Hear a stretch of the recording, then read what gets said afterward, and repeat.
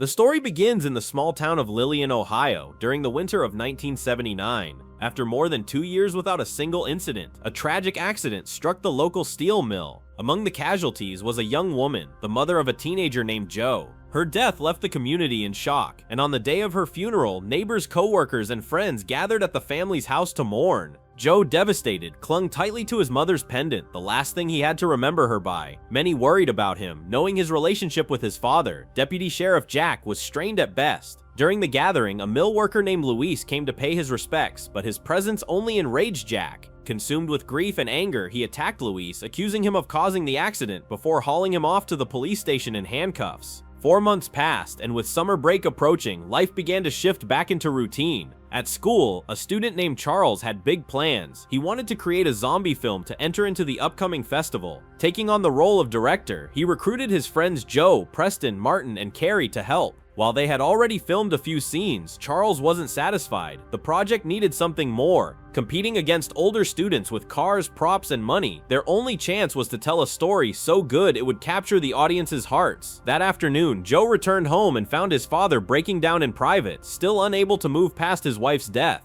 In an attempt to distract both himself and his son, Jack invited Joe out to a diner and handed him a ticket to a summer camp, a place where kids learned independence. Joe, however, refused, knowing it would mean abandoning his friend's movie project for 6 long weeks. That night, determined to keep working, Joe sneaked out and radioed Charles through a walkie-talkie. Talking it over, they decided the movie needed a touch of romance. Charles then persuaded Alice, the girl every boy in town admired, to take part in their film. Later that evening, the group gathered near the roadside, hiding in the bushes as they waited. Eventually, a car rolled up, and to their surprise, Alice was behind the wheel of her father's vehicle. Nervously glancing around, she spotted Joe among the boys. Realizing he was the deputy's son, she froze, worried he might tell on her for driving without a license. Joe quickly calmed Alice down, assuring her that he was sneaking out against his father's wishes as well and wouldn't report her. Relieved, she agreed to stay, and the group made their way to an old train depot just outside of town. Once there, they set up their makeshift lights and cameras while Joe carefully applied Alice's makeup.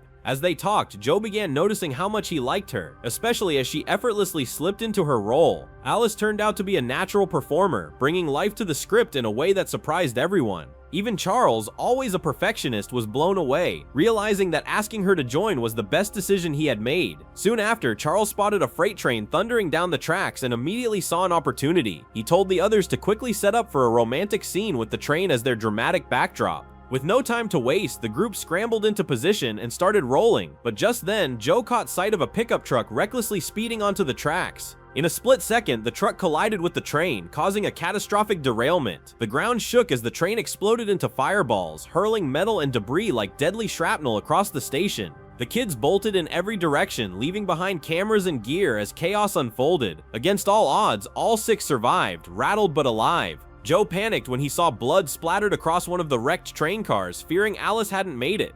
Moments later, she appeared, shaken but unharmed, explaining she had found cover in time. While surveying the wreck, the group stumbled upon thousands of strange white cubes scattered everywhere, each resembling a Rubik's Cube, but unlike anything they'd ever seen.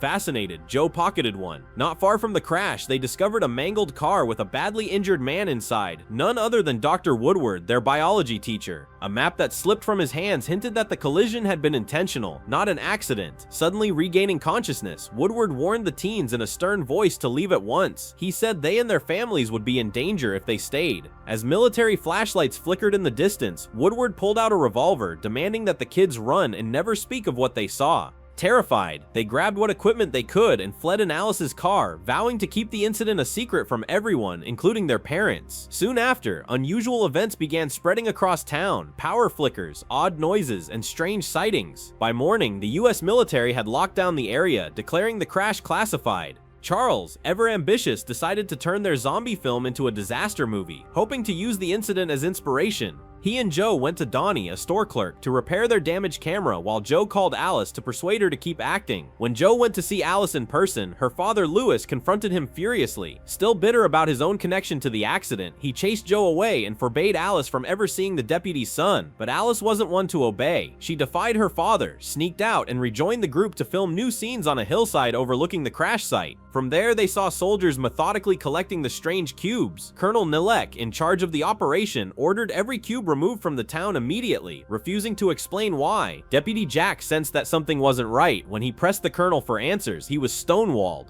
Even the sheriff refused to challenge the military. Later that evening, while stopping at a gas station, Jack noticed a pack of dogs bolting out of town. Strange noises followed, and before long, he came face to face with something inhuman. The creature attacked, dragging him into the darkness. Not long after, the same beast ambushed the gas station worker who had witnessed the wrecked patrol car. Meanwhile, the kids kept pushing forward with their film. As Joe touched up Alice's makeup during one scene, their closeness deepened, sparking feelings he could no longer deny. At the same time, Jack's concern grew. Both the sheriff and the station worker had vanished, and the town was unraveling with more disappearances each day. Even stranger, car engines were vanishing, and nobody could explain why except the military, who secretly knew a dangerous creature had escaped during the derailment. As fear spread, Jack hosted a meeting at his home, trying to make sense of the bizarre events with other townsfolk. That same night, a sudden blackout swept the town. An electrician investigating the outage found that wires had been stolen, and as he climbed higher to inspect, he noticed fragments of metal floating eerily in the air. Before he could react, the monster attacked, dragging him into the dark. The following morning, the townspeople crowded into a meeting hall, anxious and terrified. Some suspected Russian saboteurs, but Jack believed otherwise. An elderly resident later tipped him off that the military was using familiar police radio frequencies. Listening in, Jack and his team began intercepting transmissions. At the station, Alice's father confronted Jack again, insisting their kids stay apart. Meanwhile, more reports of missing people spread. A disturbing pattern emerged. Dogs spotted miles away had all fled in the same direction, away from Lillian, not toward it. Clearly, they were running from something. Determined to find out the truth, Jack resolved to confront Colonel Nellick directly. Meanwhile, Joe invited Alice to his room, where she admired his model of a train car and shared her affection for him. Their tender moment was cut short by Charles, who reminded them of their film and suggested Joe play a soldier in their story. The kids then decided to film near Dr. Woodward's house, now crawling with soldiers. Jack intervened, forbidding Joe from seeing Alice again, and confiscating their camera. That night, he confronted Nellick, demanding answers. Exposed, the colonel reluctantly agreed to meet him privately at the airfield, but it was a trap. When Jack arrived, military police immediately detained him. At the same time, Nellick interrogated a surviving Dr. Woodward, pressing him to reveal the monster's location. Dr. Woodward refuses to reveal anything to Colonel Nellick, insisting instead that the creature is inside his mind, using him as a vessel to communicate and manipulate.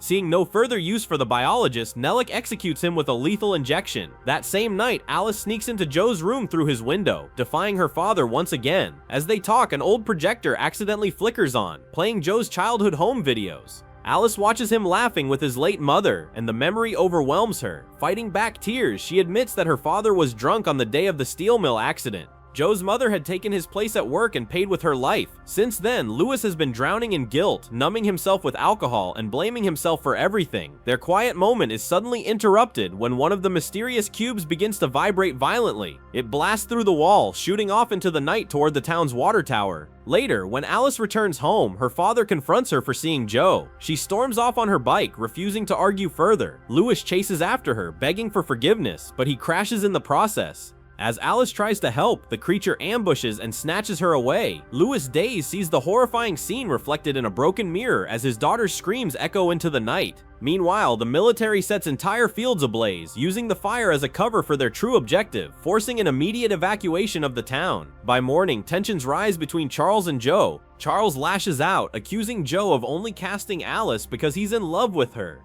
He's especially bitter that Alice seems to feel the same way. Their argument is cut short when they discover camera footage of the train wreck. Though most of it is obscured by smoke, one frame shows something crawling out of the wreckage, something monstrous. Soon after, the military enforces a mass evacuation. Townspeople are herded onto buses, trucks, and private cars, relocated to a temporary camp. At the camp, the kids meet up with classmates and encounter Louis, who is on the verge of losing his sanity. He claims his daughter has been taken, but soldiers dismiss his words as drunken rambling. Knowing they need to rescue Alice, the group decides to sneak back into town. They rope in Donnie, the store clerk, by exploiting his crush on Charles's older sister. Preston, terrified, stays behind, while Joe, Charles, Carrie, and Martin head out with Donnie as their driver. Once back in town, they break into Dr. Woodward's trailer, uncovering stacks of files and reels of old recordings. From these, they piece together the truth. Back in 1963, an alien craft had crashed on Earth, shattering into thousands of white cubes. The military seized the wreckage and began experiments, treating the surviving alien as a threat. But Woodward had developed a telepathic connection with it, learning that the creature was only trying to escape captivity and return home. At the same time, Deputy Jack stages his own daring escape from the military base. Requesting to use the restroom, he attacks a guard, steals his uniform, and causes an explosion to cover his tracks. Though he misses crossing paths with his son, he does find Preston at the camp. Learning that Joe and the others have gone after Alice, Jack recruits a reluctant Louie to join him on the mission to rescue their children.